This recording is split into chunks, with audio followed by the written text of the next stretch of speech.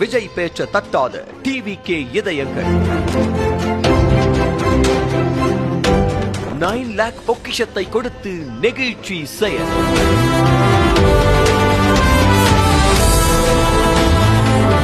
வாங்க விரிவா பார்க்கலாம்.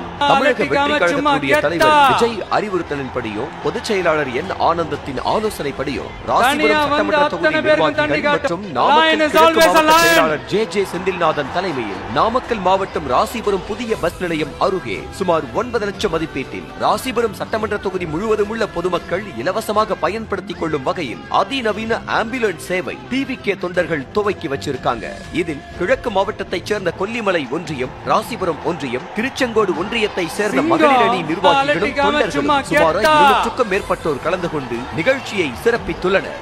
இதற்கு முன் திருச்செங்கோடு சட்டமன்ற தொகுதியில் இலவச ஆம்புலன்ஸ் சேவை டிவிகே தொண்டர்களால் துவங்கப்பட்டது என்பது குறிப்பிடத்தக்கது.